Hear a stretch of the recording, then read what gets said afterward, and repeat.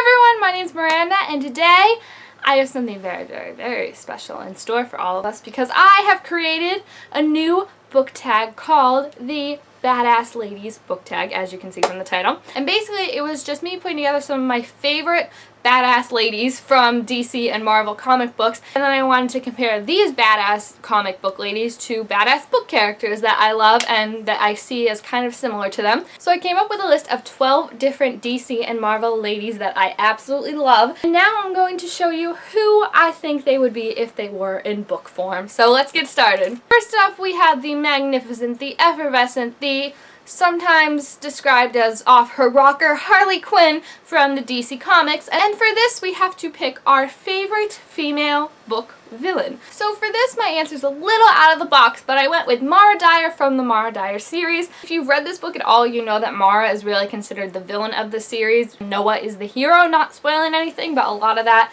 is further explained in the Retribution of Mara Dyer, the final book, if you want to read that and get what I'm saying. So Mara is definitely an awesome villain, but I feel like she also really represents Harley Quinn well, because Harley Quinn, like I said, kind of cuckoo bananas, and Mara for a lot of the series is thinking that she's kind of cuckoo bananas and definitely acts like she's cuckoo bananas. So I think Mara is the perfect representation of Harley Quinn. I would trust Mara more than I would Harley. I wouldn't let her in my house. Next up, we have Thea Queen from Arrow/DC Comics, and for this we have to pick our favorite female friendship, and for this I went with Izzy and Clary from the City of Bones series. I've said it before, I'll say it again, I absolutely love the friendship of Clary and Izzy because it starts off kind of rocky. Like, Izzy's like, who's this girl getting in on my boys? Like, this is my brother and my best friend, like, I protect them with everything. But then slowly Clary starts to be one of those people that Isabel learns to protect and learns to think of as family, and I think it's just really beautiful to see how their friendship progresses more. I really hope they emphasize that friendship and that relationship in the show, as well as all the other relationships, of course. Our next character is from The Flash, and it is Iris West. And for this we have to pick our favorite love interest. Now, I went with a female love interest for this. You could go for a male one. Most of these questions are designed to be answered with females, obviously, because it's the Badass Ladies tag,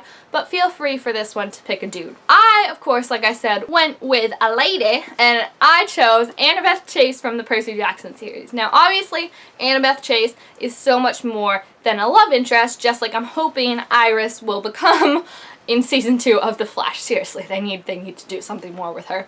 Annabeth I picked for a love interest just because she needed to be on this list somehow, and she's absolutely freaking amazing as a love interest because she's one of those love interests that doesn't let her relationship define her. And considering the series is mostly aimed at like middle schoolers, I think it's really important to see she's a strong character who can have a healthy functioning relationship but still be her own person and be independent and not need the guy to rescue her or do anything for her. Except kiss her. She does need that. She can't kiss herself all the time. After that, we have one of my personal favorite characters ever, and that is Felicity Smoak from Arrow. And for this we have to pick our favorite female sidekick/helper kind of character. I feel like it's really hard to find an actual girl in a book who's the equivalent of Felicity. I feel like if you were to pick a dude, there's so many characters who would be like Felicity. For a girl, it's not so easy to find someone like Felicity. Felicity's kind of a rarity when it comes to who she is, but I went with Brenda from the Scorch Trials because I absolutely love her. I have spoken about my love for Brenda probably 10,000 times by now. I just love her so much, and I love how smart and how capable and how strong and independent she is. So I really like Brenda, and I think she added a marvelous addition to this already stellar lineup of characters, and she quickly became one of my favorites even though she was only introduced in the second book and we already had all these other characters to fall in love with.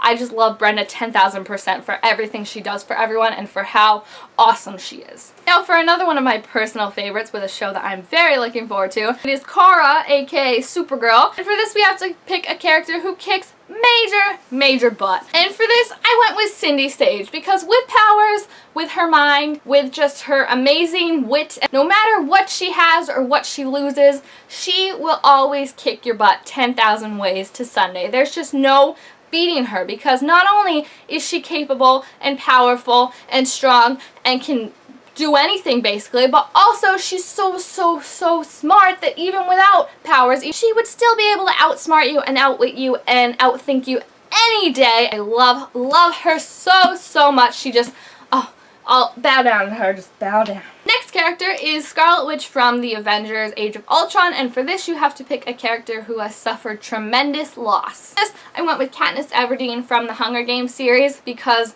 this girl, this poor girl, it's just like the whole series is like, I never want to be Katniss Everdeen. I love Katniss, don't get me wrong. She's so kick-ass, she's so strong, she's so badass.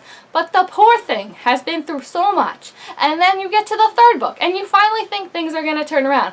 But no, it's just everything is added on top of her, especially in that last book. It's just like death on top of pity, on top of a mental breakdown, on top of, oh my gosh, I can't handle this, where I wanted to scream and lose my mind. I'm assuming they don't have therapists in Panam. Katniss, she would definitely need one if she was around today. Next up, we have another one of my favorite characters, and that is Skye from Agents of S.H.I.E.L.D., aka Daisy Johnson. And for this, we have to pick a character who finds out they are more than human. I went with Clary Frey from City of Bones. City of Bones was really like the first book I remember like being old enough to comprehend the idea of, oh my gosh, you think you're one thing, but then you find out you're another thing, and the whole journey through it all is really well written, I feel like, and really emotional and like connected, but also cool. Like you kind of want to be Clary, aside from the death thing and falling in love with your brother thing. I just remember it was really, really cool and really awesome to see this girl who was just like a regular girl find out she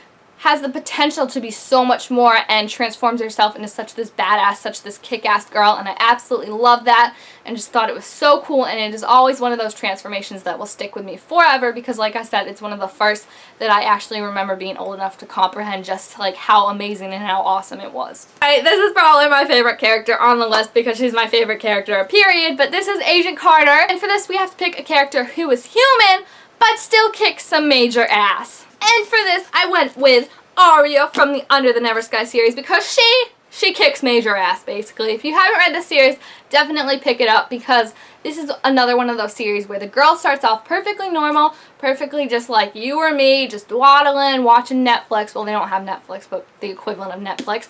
And then, boom, something changes and she has to push herself to the limit 10,000 times more than she ever thought she was capable of. To see her transformation, even in this book, but from the whole series, from the start to the finish, is so amazing and so inspiring, and she just kicks so much ass. I'm just all respect to Arya. I love you so much, girl. Shout out, peace. Next, we have another character from Agents of S.H.I.E.L.D., and that is Jemma Simmons, and we have to pick a character who was swallowed up by alien technology and may or may not be dead. No, I'm just kidding. We have to pick a character who is very, very, very smart, and for this I picked Hermione Granger from the Harry Potter series because we all know by now Hermione Granger is not only very, very, very smart, but also very, very clever, very, very witty, very, very everything. And let's be honest, Harry Potter wouldn't be able to do half the stuff he did if not for Hermione to help him out with it. So she's just an amazing person, an amazing friend. She's nice, she's smart, she has great friends, and she is a great friend. And like I said, Harry probably would have been killed by like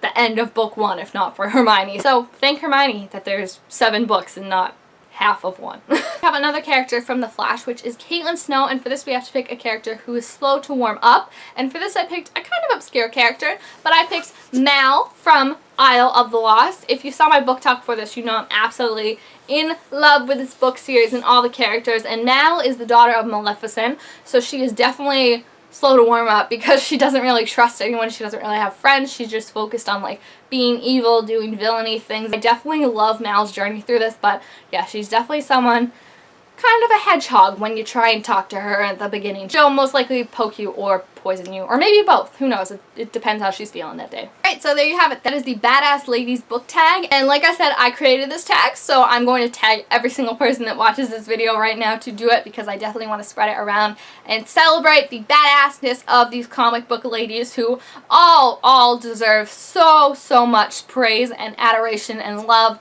from every single person. So definitely, if you haven't heard of any of these characters, definitely go check them out. Check the movies and TV shows they're out in because most of them are good. I mean, you might have a couple moments where you're screaming at the TV, but most of them are good. So thank you guys all so much for watching. Make sure to give this video a big old thumbs up if you enjoyed it. And also be sure to click the subscribe button down below to be told when I make all sorts of new videos. Thank you guys all so much for watching, and I will see you next time. Bye!